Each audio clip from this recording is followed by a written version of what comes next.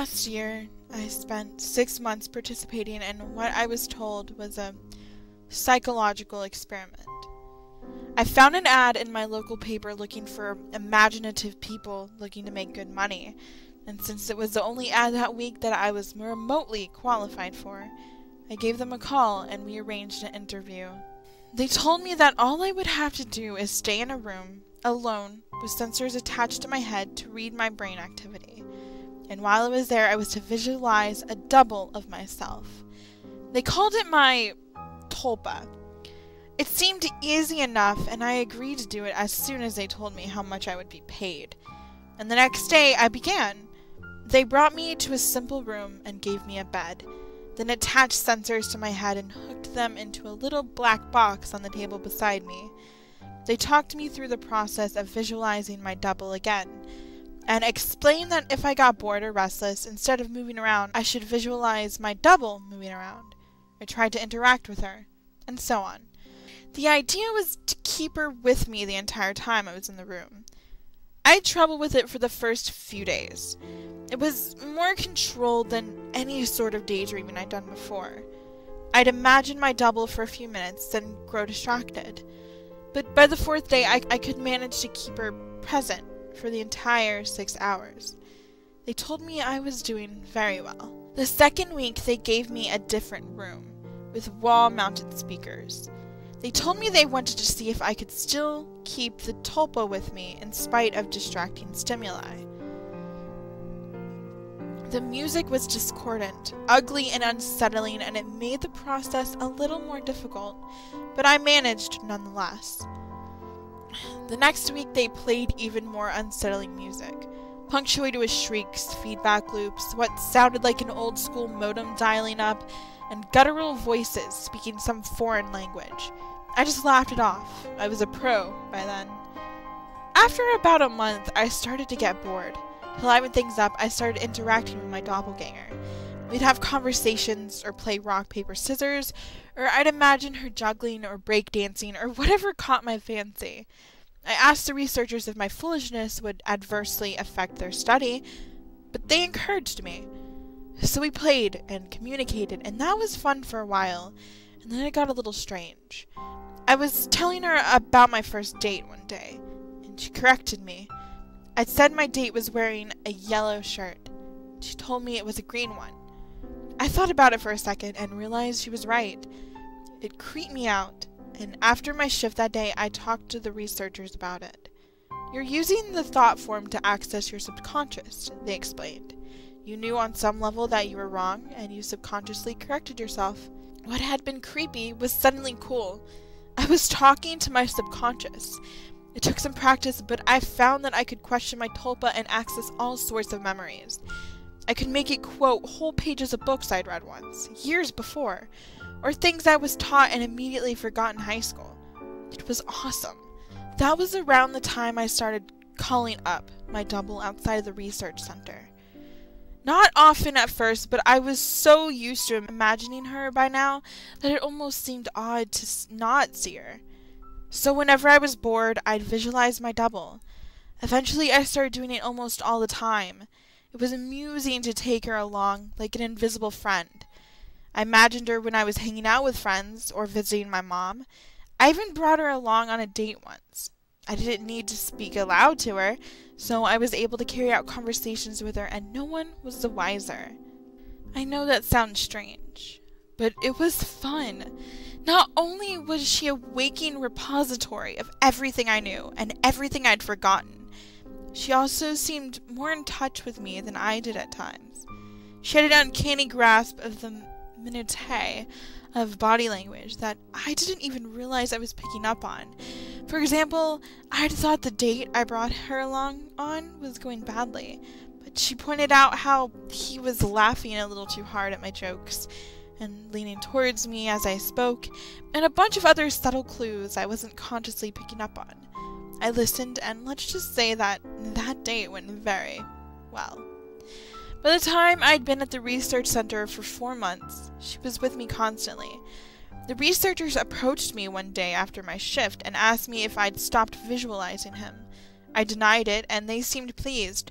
I silently asked my double if she knew what prompted that, but she just shrugged it off. So did I. I withdrew a little from the world at that point.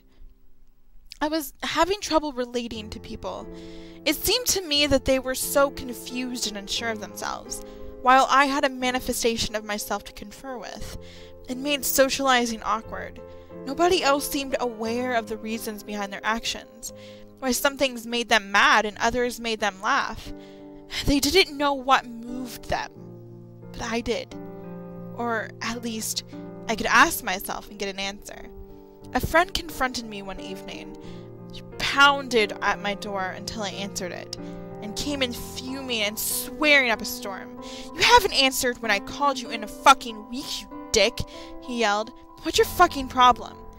I was about to apologize to her, and probably would have offered to hit the bars with her that night, but my Tulpa grew suddenly furious. "Hit her," it said, and before I knew what I was doing, I heard her nose break. She fell to the floor and came up swinging, and we beat each other up and down my apartment. I was more furious than I had ever been, and I was not merciful. I knocked her to the ground and gave her 2 savage kicks to the ribs, and that was when she fled, hunched over and sobbing. The police were by a few minutes later, but I told them that she had been the instigator, and since she wasn't around to refute me, they let me off with a warning. My Tulpa was grinning the entire time. We spent the night crowing about my victory and sneering over how badly I'd beaten my friend. It wasn't until the next morning, when I was checking out my black eye and cut lip in the mirror, that I remembered what had set me off. My double was the one who'd grown furious, not me. I'd been feeling guilty and a little ashamed, but she'd goaded me into a vicious fight with a concerned friend. She was present, of course, and knew my thoughts. "You don't need her anymore. You don't need anyone else," she told me, and I felt my skin crawl. I explained all this to the researchers who employed me, but they just laughed it off.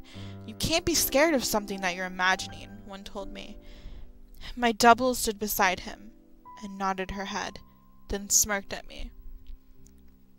I tried to take their words to heart, but over the next few days I found myself growing more and more anxious around my Tulpa, and it seemed that she was changing.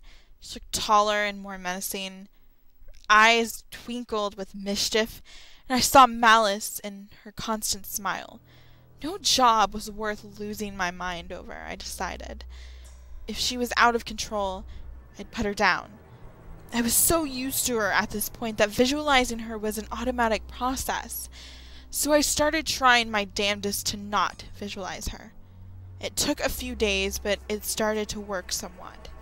I could get rid of her for hours at a time, but every time she came back, she seemed worse. Her skin seemed ashen, her teeth more pointed. She hissed and gibbered and threatened and swore. The discordant music I'd been listening to for months seemed to accompany her everywhere. Even when I was at home, I'd relax and slip up, no longer concentrating on not seeing her, and there she'd be, and that howling noise with her. I was still visiting the research center and spending my 6 hours there. I needed the money, and I thought they weren't aware that I was now actively not visualizing my Tulpa. I was wrong. After my shift one day, about 5.5 months in, 2 impressive men grabbed and restrained me, and someone in a lab coat injected a hypodermic needle into my body. I woke up from my stupor back in the room, strapped into my bed, music blaring, with my doppelganger standing over me, cackling. She hardly looked human anymore.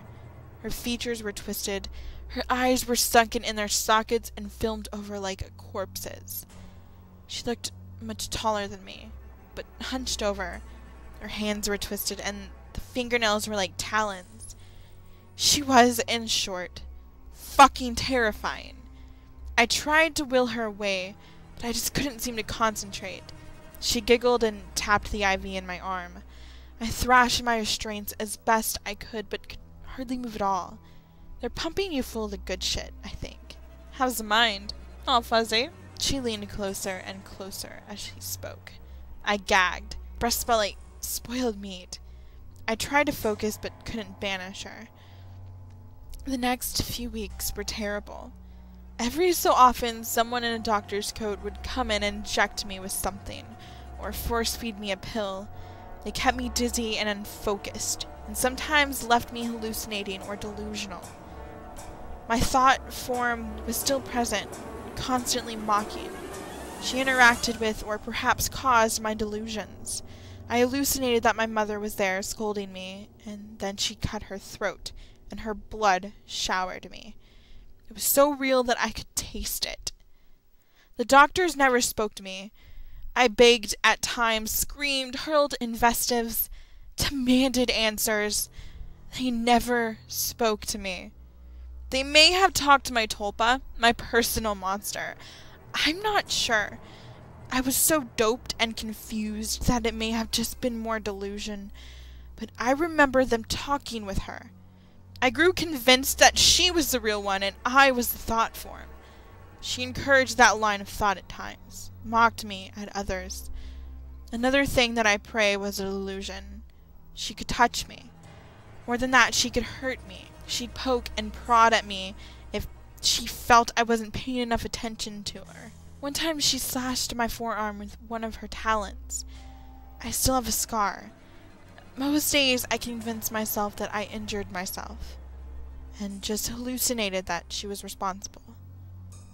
Most days.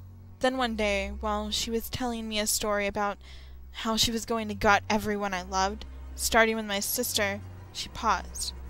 Querulous look crossed her face, and reached out and touched my head, like my mother used to when I was feverish. She stayed still for a long moment, and then smiled. "All thoughts are creative," she told me. Then she walked out the door. 3 hours later, I was given an injection, and passed out. I awoke unrestrained. Shaking, I made my way to the door and found it unlocked. I walked out into the empty hallway and then ran. I stumbled more than once, but I made it down the stairs and out into the lot behind the building. There, I collapsed, weeping like a child. I knew I had to keep moving, but I couldn't manage it. I got home eventually. I don't remember how. I locked the door and shoved a dresser against it, took a long shower, and slept for a day and a half. Nobody came for me in the night, and nobody came the next day, or the one after that. It wasn't over. I'd spent a week locked in that room, but it had felt like a century. I'd withdrawn so much from my life beforehand that nobody had even known I was missing. The police didn't find anything. The research center was empty when they searched it. The paper trail fell apart. The names I'd given them were aliases. Even the money I'd received was apparently untraceable. I recovered as much as one can. I don't leave the house much, and I have panic attacks when I do. I cry a lot. I don't sleep much, and my nightmares are terrible. It's over, I tell myself. I survived. I used the concentration those bastards taught me to convince myself. It works sometimes. Not today, though. 3 days ago, I got a phone call from my mother. There's been a tragedy. My sister's the latest victim in a spree of killings, the police say. The perpetrator mugs his victims, then guts them. The funeral was this afternoon. It was as lovely a service as a funeral can be, I suppose. I was a little distracted, though. All I could hear was music coming from somewhere distant. Discordant, unsettling stuff that sounds like feedback and shrieking and a modem dialing up.